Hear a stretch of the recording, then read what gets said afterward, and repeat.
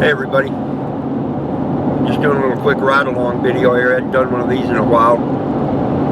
We can probably thank these to Mr. Wes S. Doing it Wes S style. We hadn't made that joke in a while either. I'm on the way to Lubbock to go meet a couple of people, take care of some errands, do some things, and just thought I would share. I had a couple of thoughts. Now they'll probably all leave me because once again on the highway here we're dealing with stupid people, quite a few. And I'm not feeling as pretty as I usually am, so we're just going to turn and let y'all look out the front window through my fresh, brand new windshield. Let y'all watch the road. You can watch for stupid people with me. I seem to have, ever since the accident, I seem to have a lot less tolerance. I never had much tolerance for stupid people on the road, but I seem to have a lot less tolerance now. Not that it does me or anybody else any good, but it can be pretty annoying. You know, I've got a notebook at the house that I made some notes on of things that just at some time I would talk about. One of the items in there was losing your way, or finding your way after you get lost. I can't remember exactly how I wrote it down in there. There's a lot of pertinence to that, especially right now. Over the last couple of months, as you may understand, I have kind of lost my way a little bit, lost focus, and kind of hard to keep straight thoughts and all like that. The thing that made me think of that is just being out in the woods. There's a movie called The Mountain Men, in which Charlton Heston, I think it was, asked Brian Keith, that may be the other way around. One of them asked the other and said, "Hadn't you ever been lost?" The other guy thought for a second. He said, "Lost? No, never been lost. I might confused for a couple of months one time, but I was never lost." And I wonder if that has some application to it. I've spent enough time in the woods that there have been times when I got off the trail and I knew where I was, but I didn't know where I was. And I wasn't sure how to find the trail. And generally, that kind of thing happened when I was really tired and hadn't been drinking water and carrying way too much in my backpack, because it took me a while to figure out I wasn't as big and bad. Well, I guess I was as big and bad as I thought I was, but it wasn't very smart. Carrying a 60 or 70 pound pack up in the mountains on a 10 or 15 mile day trip can wear a guy out, even when you're in your 20s and in pretty good shape. And I remember one time when I was doing that up in the Pecos Wilderness in New Mexico, been on a trail I'd never been on before, headed to some waterfalls I'd never seen. And I had my cousin Todd with me. And my cousin Todd's just great. He and I always had a good time. Neat guy. Very successful now, anesthesiologist in Dallas. Big time doctor now, I'm guessing. Hadn't seen him in a while. But he was with me, and my cousin is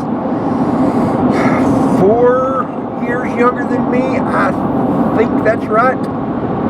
And so at the time, I was maybe 20 years old. That meant he was about 16.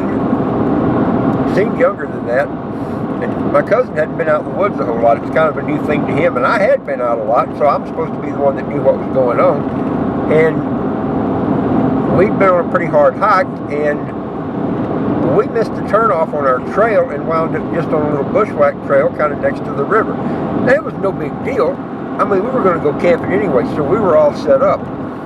But about a half hour after missing that turn, I realized we weren't where I thought we were supposed to be. I could look at a map and see where we were supposed to be, and we weren't there. And we kept hiking, and because of me being tired and because of me being embarrassed and not wanting to admit that I had screwed up, we kept hiking until we were both just pretty much exhausted. And I'm ashamed to admit it now, but I got a little bit panicky. I wasn't really worried, but I was worried about him. I knew we were okay, but when you get that tired and in that much of a mess, you make bad decisions. And I finally made a good decision, and that was to just stop, set up a camp, cook some food, drink some water, and get some sleep. Which we did. I got, back then, that was before I was using a tent for backpacking. And so we got the tarp set up, kind of half pyramid style, I guess you'd say, open edge pyramid style. It got a little fire going in front. We had some food we cooked, kind of not cooked, but had it together, wrapped up in foil, and meat and potatoes and carrots and onions thing. And we got a fire going, got our food cooked, ate some supper, drank some water, laid down, slept hard, woke up the next morning, refreshed. I pulled out the map and looked at it and go, oh, I know where we are. The trail, we were parallel to the trail because the trail paralleled the river. And the trail was about 400, maybe 500 yards straight up the hill from the river. Now I was still kind of panicky because I was still shook up from the night before. And we hiked up the hill, got packed up, hiked up the hill, hit the trail right where it was supposed to be. But I still let my fear get the best of me at that point. And what was supposed to be about a 3-night trip, we turned around and headed back right then because I didn't want to take a chance on my cousin's safety. And I truly am. I'm embarrassed to admit that. You know, that's the only time I really ever got shook like that. There were other times when I was hiking, backpacking by myself, that I'd kind of get lost, and I'm doing air quotes as I say lost, because I wasn't really lost. I knew where I was. I had stuff to camp, but I wasn't real sure because I'd never been there before. But I wasn't worried about somebody else. I don't know. I guess the point to this whole story is that's one of the things I've been worried about the last few weeks is making bad decisions. I mean, I'm pretty good at making bad decisions, even when I don't have something as big as what just happened going on in my life. I can make bad decisions without help and without outside influence. And I know that I don't know. I feel like that probably happens with other people too. A lot of times, making decisions based on emotion is not the best way to do it. Now, sometimes you don't have much choice. And I'm sure this parallels into lots of other different things. But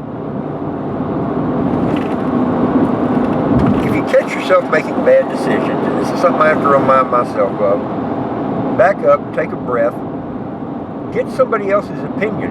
Sometimes a disinterested other person, and not disinterested, but somebody that is not going to be affected by that decision, get their opinion on it. Even if you don't agree with their opinion, a lot of times what happens is it will give you perspective on what you're doing and help you rethink it and make a good decision. I've had to do that several times lately. I have, I guess particularly here of late, been feeling really vengeful. And I don't need to be vengeful. That doesn't do any good. Being vengeful, in this case, against that woman that killed my daughters, being vengeful against her does not bring my girls back. And it doesn't do any good at all. It probably only does harm. And so it's good that I've got friends that can encourage me not to be that way. You know, through this whole thing, the YouTube community and our community around here and all that has been very important to us. I cannot thank everybody enough for the encouragement and the help. That's been what's gotten us through this. I know I'm starting to ramble now, but I don't know. I saw this topic looking through my book, and I just wanted to mention it. It's not hard to lose our way sometimes. And when we lose our way, it doesn't mean that we're real lost. It just means that we need to rethink it and find our way again. And I'm speaking to myself. Anyway, I hope maybe y'all found some good in this. A couple of somethings to think about in there. Rely on your friends. Listen to them. Don't be afraid to disagree with them. But dang sure, don't be afraid to get other people's thoughts and advice on it. You know, my parents got on to me once. They said, "We don't know why you ask for our advice. You never seem to take it." Well, I guess they got a point, but just because I didn't take it doesn't mean I didn't appreciate it. Anyway, that's all I got right now. I'm about to get into Lubbock. Need to watch these two trucks up here. Some of these grain haulers are notorious for making bad decisions. And one of these guys loses their way, it can get ugly pretty fast. See if I can jump in here and get in front of this green truck, and I'll talk to y'all later. Cheers, y'all.